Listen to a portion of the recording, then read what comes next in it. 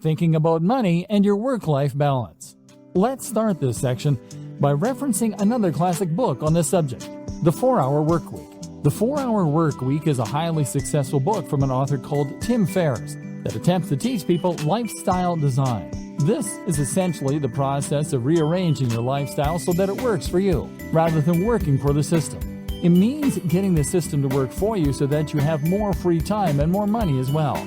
The book was something of a revelation and spawned a whole movement of digital nomads who use technology to work remotely and experience adventures across the globe as they did. Since then, it has seen various new editions and sold huge numbers, but it is still mainly only being read by entrepreneurs and budding web marketers. This is a shame, seeing as the lessons it contains can be used by anyone to great effect.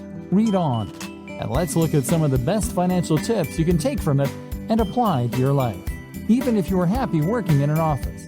The problem. Tim Ferriss starts out by explaining that not all cash is made equally. Most people measure their wealth by looking simply at the amount they make per month or per year. Tim suggests that looking at the amount you make per hour makes much more sense. In other words, if you earn $40,000 per month but work only 2 days a week, you are in a sense much wealthier than someone who earns $100,000 per month working 7 till 7, 5 days a week. The goal then shouldn't be just to earn money, but to earn money such that it enables the lifestyle you want. You shouldn't be in a position where you can't just make the decision right now to go for a walk. Surely, that is the very most fundamental of expressions of human freedom. This is where so many internet marketers, SEOs, and web designers go wrong. If you're currently selling your services online or building a business, then the temptation is to earn more by working harder. You can work longer hours and thereby bring in more cash in the short term, or build your business bigger. But stop and think for a moment. If you are working 12-hour days, then that means that you're actually earning much less than you might in a regular job. You may as well be doing a full-time job and an additional part-time job in the evening. Your overall income might be high, but your salary is very low, getting the system to work for you. So, what do?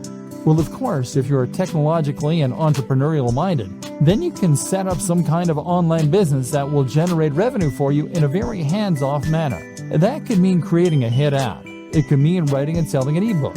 It could mean buying and selling websites for a marked up price, or even using drop shipping so that you don't need to do the work at all. There are countless ways you can make money passively, and by setting up a few, you can leave your days working in an office in the dust. Salary versus wealth. More to the point though, recognize that your salary and your wealth are not one and the same. And on top of that, we shouldn't be measuring our success by our income, which is what so many of us do.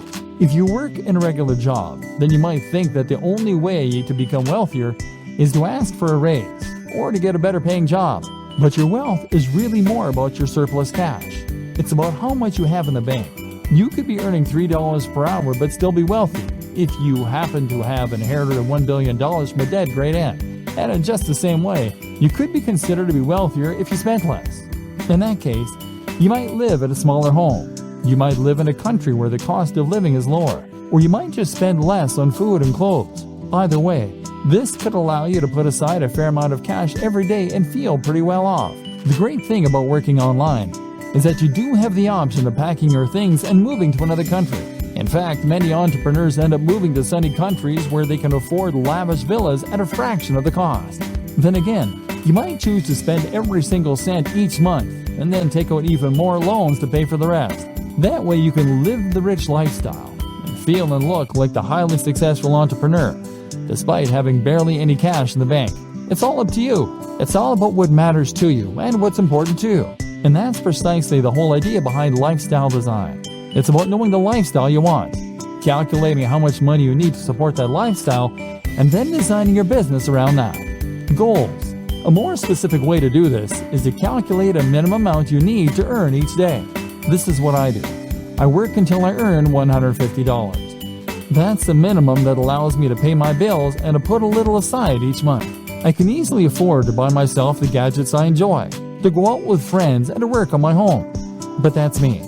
That's based on my expenses, the cost of my mortgage, the cost of my hobbies and interests. You'll have your own target, and that's what you need to shoot for.